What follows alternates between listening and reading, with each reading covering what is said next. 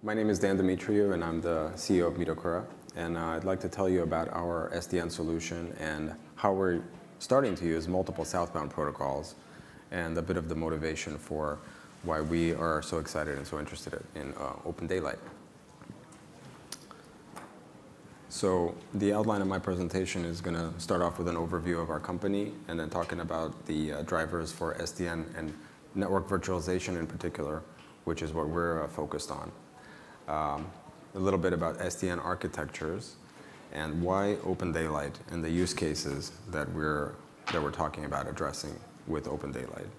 And then we also have a short demo video that we've put together with one of our partners, which shows the exploitation of one of those Southbound protocols. And we'll have some room for Q&A at the end if you have any questions. So our company was founded in 2010, and we started off always focused on infrastructure as a service use cases. We started off the company in Tokyo, but we now have a presence in the San Francisco Bay Area as well, where we have some of our key members.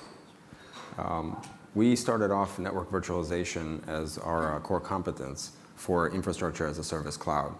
And notably, we got started in the OpenStack space around the end of 2010, so it was quite early in this. And we've gone through quite a few of the evolutions of the networking paradigms there.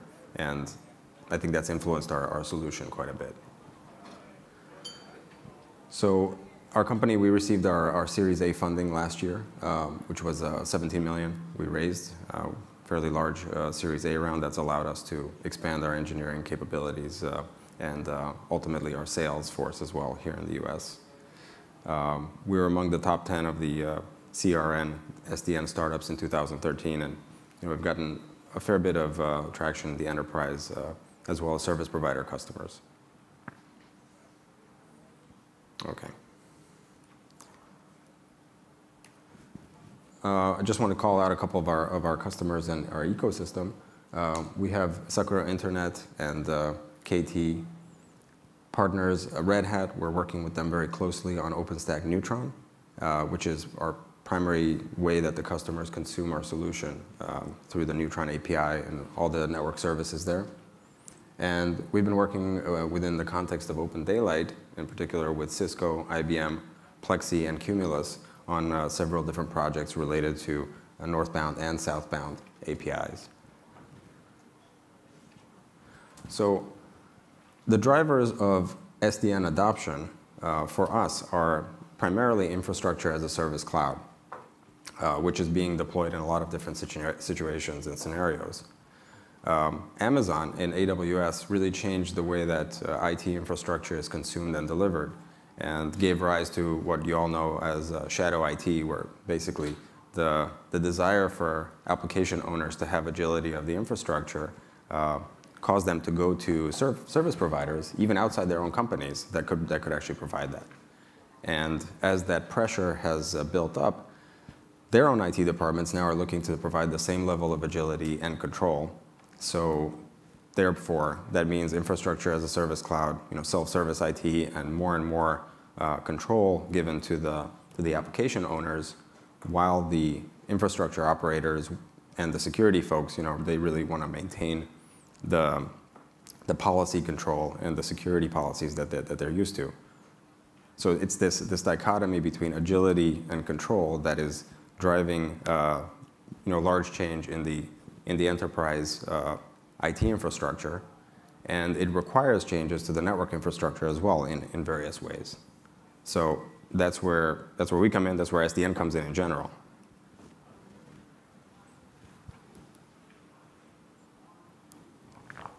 So talking about SDN architectures, for a number of years now that we've been involved in this, SDN, for some people, has been equated with OpenFlow, right? So that's been the first kind of decoupling of control and data plane that's allowed some innovation to happen beyond what was happening, for the last 10, 15 years and so on. So that's great. That was a great start. But SDN for us is a lot more than just that. So in particular, SDN doesn't mean fully centralized control planes, right? It doesn't mean remotely programming fibs or TCAMs, a la the OpenFlow model. It can be a lot of different things that start exploiting, again, these multiple southbound protocols that we now start to have available. I say start because we really are just at the beginning of what can be possible. So in particular, SDN can be a combination of distributed and centralized control. The distributed control plane, routing plane with BGP and OSPF, it works. We don't need to actually change that out necessarily, but we can augment it in various ways. And certain services are actually best implemented using overlay technologies that sit on top of this type of fabric. So I'm going to talk about what is possible and why, by doing both the distributed and centralized control, we have some very interesting solutions that can come up. I'll tell you a little bit about our solution first, and then we'll talk about how it fits in with the multiple southbound protocols.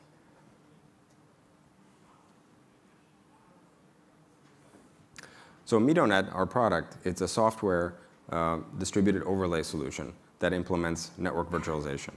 So network virtualization is the ability to create some familiar network constructs like layer 2 networks, logical routers, and some other higher level services like the NAT service, stateful and stateless firewalls. And all this is implemented in software in a distributed system. That overlay network sits on top of an existing IP network. And basically all of the intelligence of the system is implemented at the edge on the x86 servers, on hypervisor hosts, or other x86 servers. So far, so good. And this is what we deliver, again, through OpenStack Neutron to the users of the infrastructure service cloud. Midonet is not a central control system, and it doesn't use like a reactive flow programming model. Therefore, it's a bit more efficient in that sense, so that it doesn't actually need to bog down a central control system. It's a very distributed approach to the control plane, if you will.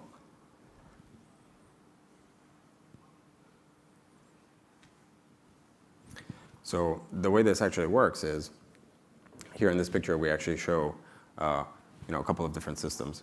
So at the top is what we call the network state database, which is it's logically centralized, but actually multiply distributed database service that stores the network configuration, both the static virtual network configuration, as well as a dynamic state that needs to be shared among all of the agents in the system to implement this, the functionality.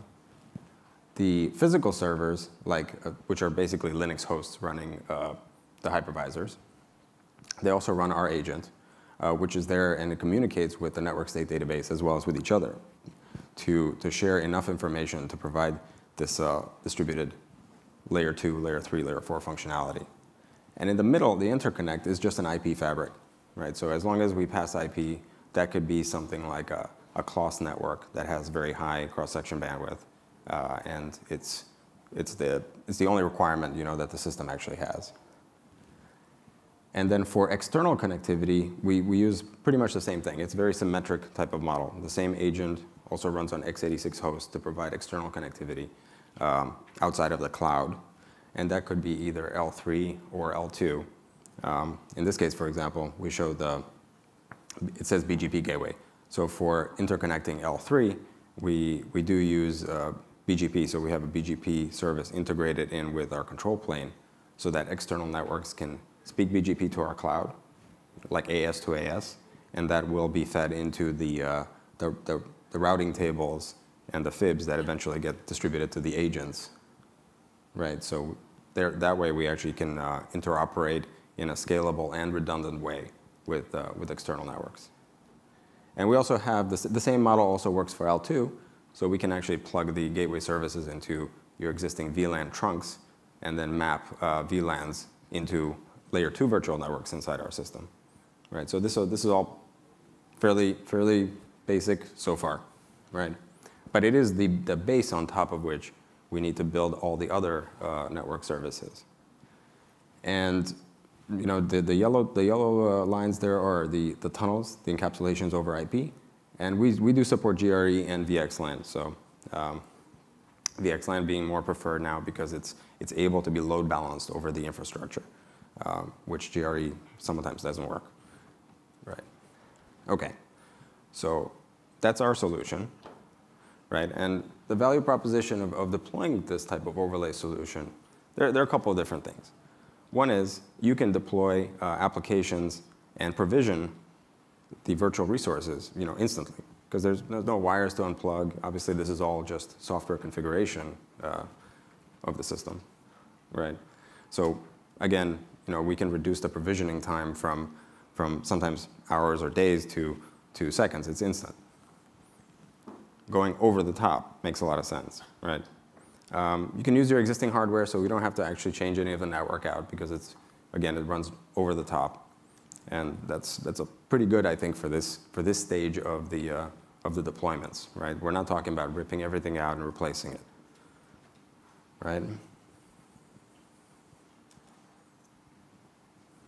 And we support multiple hypervisors and multiple cloud platforms and practically any x86 hardware. So if you're running OpenStack or CloudStack or your own homegrown platform, which some of our clients do, that can be integrated with our solution via an API and such.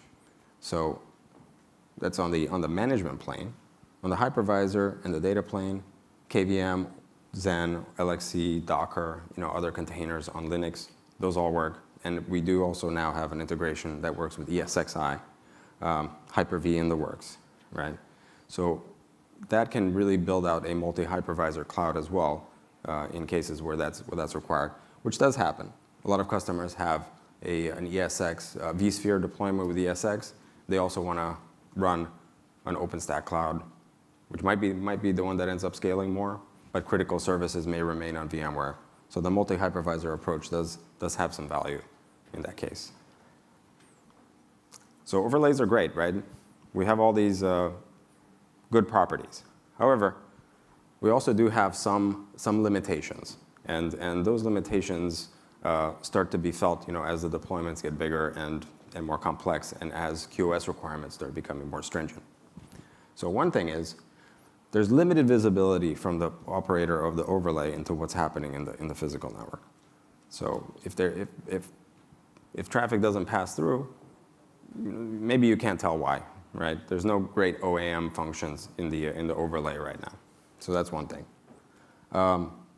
Software overlays are great if 100% of all your workload is virtualized, but that's not true. So certain databases or performance-sensitive services are not running in virtual machines, and that's likely to remain that way for some time. Also, QoS is a big deal, and in our initial deployments, the types of workloads that run on top of an OpenStack cloud necessarily don't have super strict QoS requirements. But as we move into other things like, for example, someone wants to run both the storage and the access network on the same physical network. Now we need to do some kind of isolation using QoS. Or another case, maybe we're talking about NFV, right, which is a huge topic that I'm not going to get into here. But if we're talking about NFV and telco voice applications, the sensitivity to jitter and latency is high. So therefore, we need to do stuff with QoS and prioritization.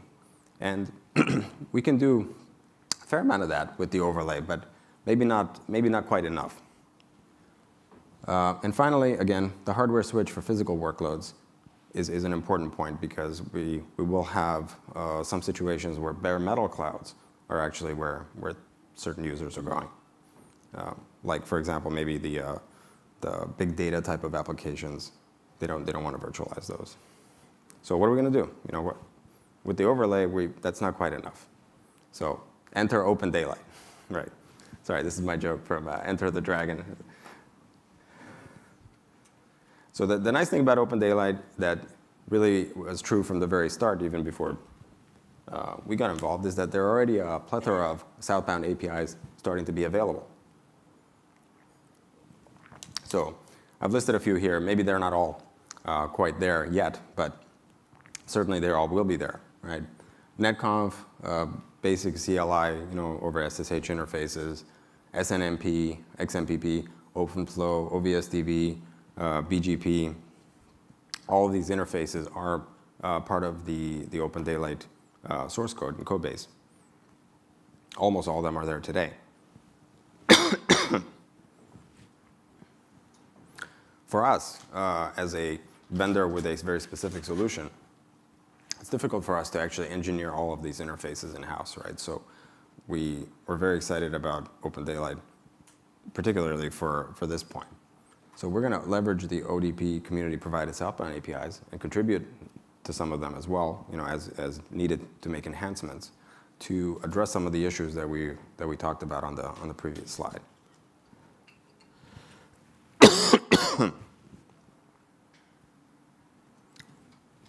So for Southbound APIs are used for provisioning physical and virtual resources.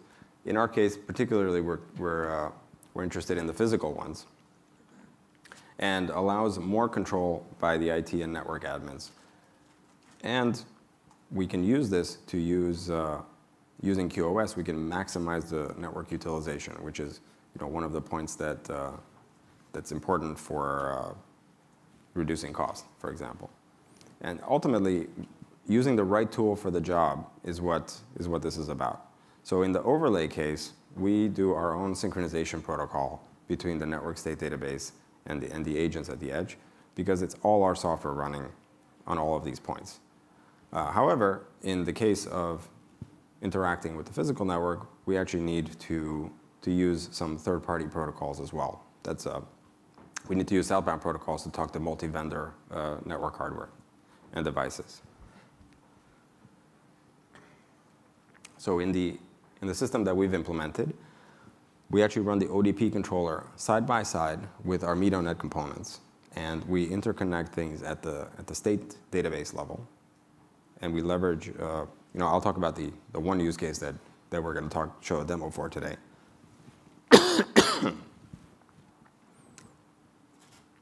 So in this case, we interact with the hardware using the OVSDB protocol, as our protocol. So VXLAN is the emerging standard for IP encapsulation within the data center, right? VXLAN is running over this data center IP fabric. So we endorse the IP fabric within the data center rather than a pure Ethernet for a variety of reasons. The Ethernet fabrics are actually quite finicky. Some of them contain, many of them are actually very specific to vendors. So we really like IP as the base technology to build the IP fabric, even within the data center. Frankly, I'm actually a big proponent of running IP all the way to the server everywhere. And some people are actually definitely doing that with great success. The other thing about VXLAN is that it's starting to be supported as a in offload. So in Ethernet chips are able to offload in-cap and decap of VXLAN, and it's the whole overlay argument of it allows us to decouple the physical network from the overlay. But we use a fancier control plane than the IETF standard, so that's what we're going to talk about here. So this use case number one of using multiple Southbound protocols in conjunction with an overlay is the virtual physical gateway. So this is something that we worked on together with Cumulus Networks. And we built, with Cumulus Linux running on a physical switch that's acting as the VXLAN VTEP, we built this using OVSDB. The point being, again, to interact with legacy applications that are sitting on non-virtualized servers. Without a virtual switch, there's no virtual switch. And actually, the switch itself, the physical switch, isn't a virtual switch. There's no hypervisor to run it on. So we needed a way to interact with that. So this is the architecture.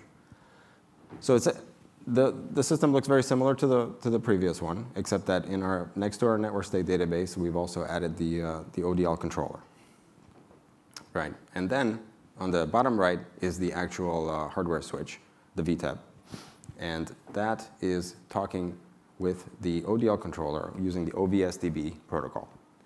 And then we built a module in there that is basically reading the MAC to VTEP mappings from our network state database and feeding those to the Cumulus switch. And then vice versa, it's receiving the MAC to VNI mappings from the Cumulus switch and feeding them into our network state database that then get distributed out to the agents so that when all these devices need to forward Ethernet frames for particular VLANs, they know how to encapsulate what VNI ID to put on those and which IP addresses of which VTEP or which virtual server to send those to. So it's actually pretty simple. It's good. Simple is good.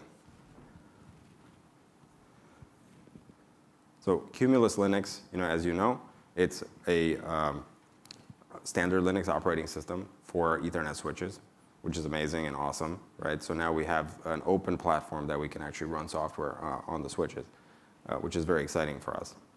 And the OVSDB interface to the switch allows us to share this information, like the MAC to VTEP mappings everywhere.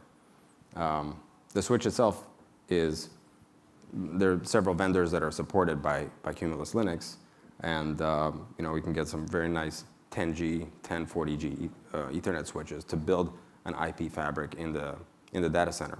So we could use these on the top of rack switches of the non-virtualized workloads, at least, and then we put this communicates with the rest of the system via OVSDB. The switch itself can run the distributed control plane too, the IPVs for PGP, so that or OSPF, so that we can implement the fabric of the network. Okay, and now I'm going to show a video of the demo that we did together with Cumulus. So now, I hope that this is legible. Let's see. Oh boy. Oh, awesome. Okay, so I'm going to shut up for 5 minutes, and because this is narrated by one of our awesome engineers. And this is together with OpenStack, by the way. So it's an OpenStack environment that's running MeadowNet and with this gateway. Hello. Okay. So I'm going to record the video for the VXLAN interoperability with Cumulus. What I'm showing on the screen are 4 bits. This is a Cumulus switch where we have a bunch of physical hosts. We can also we have a physical port, a physical switch configured that has one logical switch.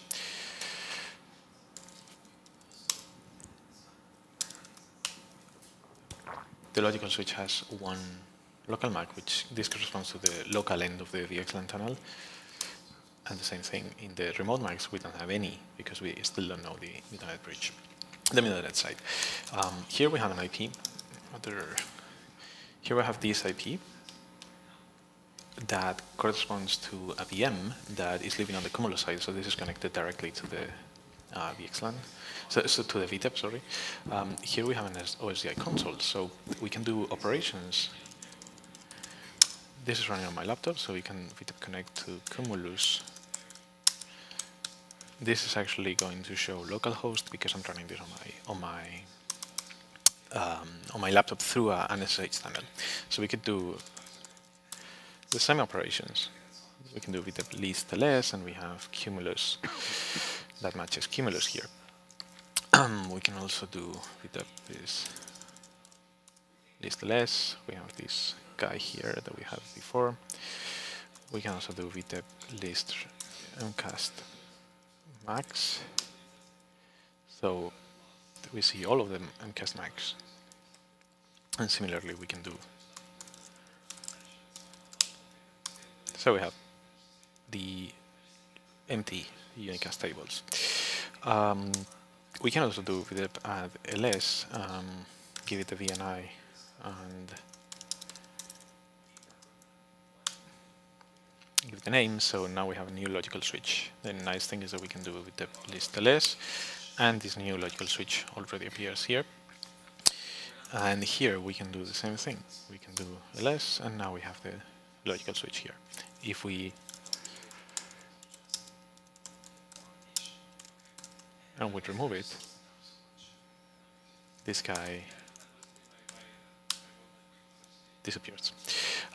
So we have demonstrated notifications. Now what we will do is we have this OpenStack dashboard. This is has a couple of VMs that are being managed by Midonet. This guy lives on 10.0.1.3. So I'm going to connect to that VM.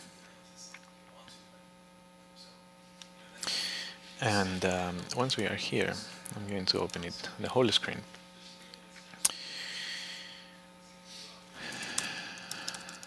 So we see that, oops, now, this living in 1.3 as this one is. We can show that there's no connectivity from one to the other, obviously because there's no way that one machine can get to the other. So what we can do now is come to the OSDI console, and we can do the following command.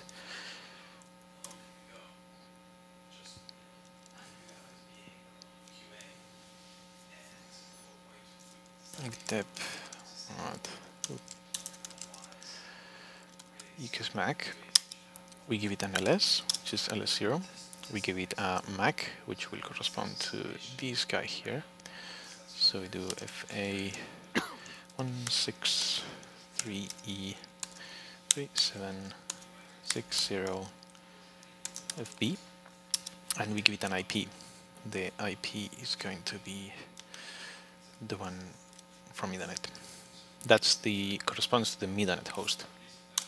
So we had this. Now we had a unicast MAC. This physical locator ID, this tells us that it's created a physical locator that maps to this IP address on this switch, corresponds to this local switch. So now we can do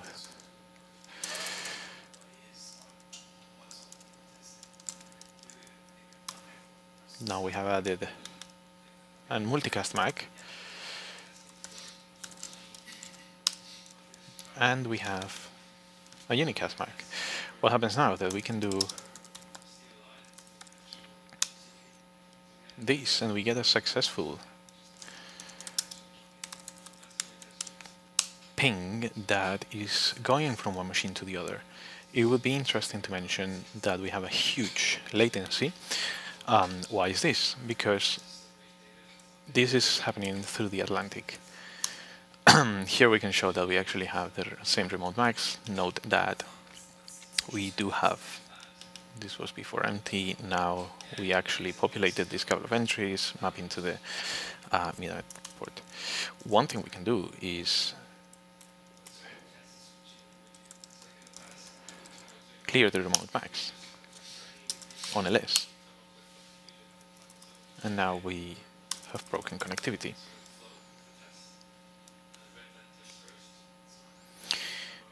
So that's the demo. Thank you.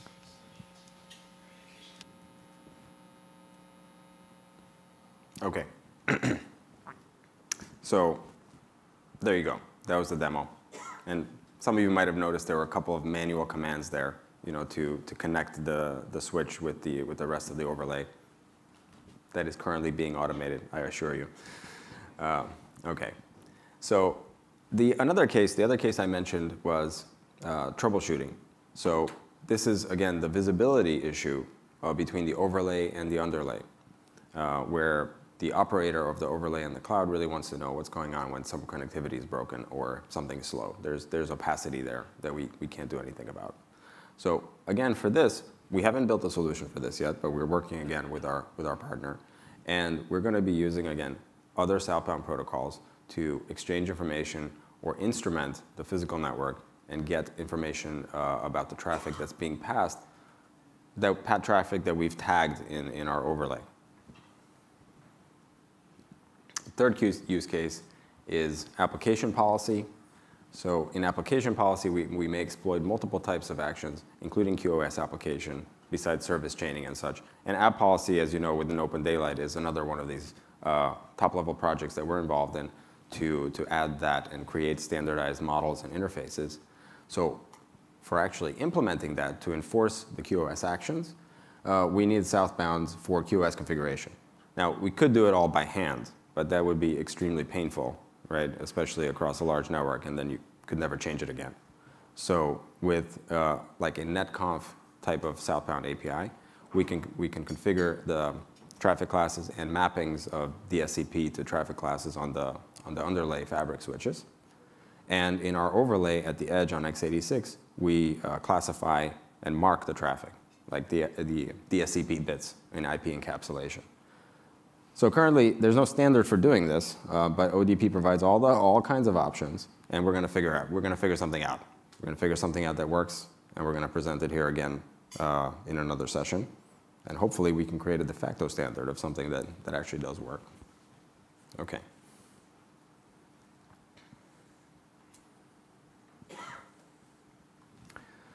So what's needed to provide a complete solution?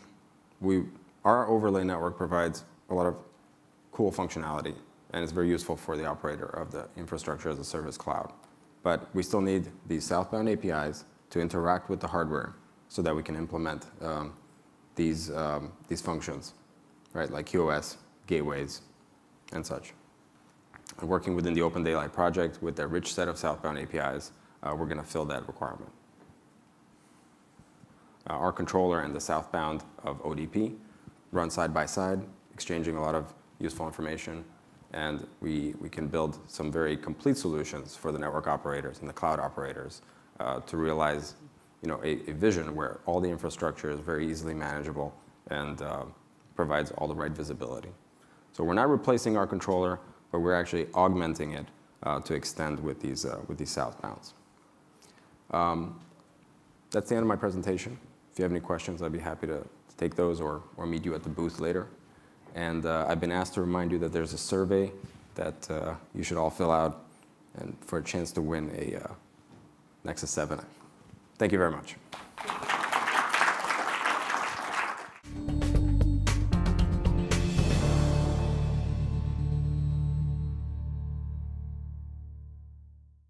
Room for Q&A at the end if you have any questions. So our company was founded in 2010, and we started off always focused on infrastructure as a service use cases. We started off the company in Tokyo, but we now have a presence in the San Francisco Bay Area as well, where we have some of our key members. We started off network virtualization as our core competence for infrastructure as a service cloud. And notably, we got started in the OpenStack space around the end of 2010, so it was quite early in this. And we've gone through quite a few of the evolutions of the networking paradigms there. And I think that's influenced our solution quite a bit. So our company, we received our Series A funding last year, which was $17 million we raised. Fairly large Series A round that's allowed us to expand our engineering capabilities. And adoption for us are primarily infrastructure as a service cloud, which is being deployed in a lot of different situations and scenarios. Amazon and AWS really changed the way that IT infrastructure is consumed and delivered, and gave rise to what you all know as shadow IT, where basically the desire for application owners to have agility of the infrastructure caused them to go to service providers, even outside their own companies, that could actually provide that. And as that pressure has built up, their own IT departments now are looking to provide the same level of agility and control. So therefore, that means infrastructure as a service cloud, self-service IT, and more control given to the application owners, while the infrastructure operators and the security folks, they really want to maintain the policy control and the security policies that they're used to. So it's this dichotomy between agility and control that is driving large change in the enterprise IT infrastructure, and it requires changes to the network infrastructure as well in various ways. So that's where we come in. That's where SDN comes in general.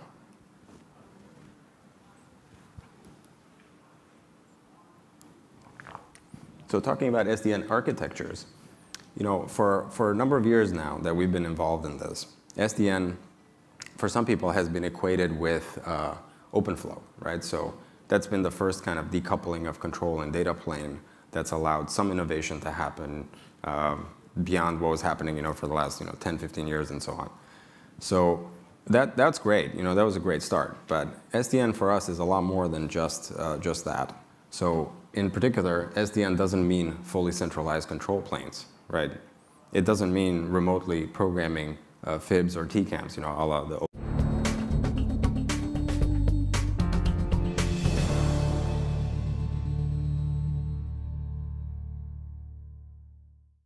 My name is Dumitriu, and I'm the CEO of Midokura.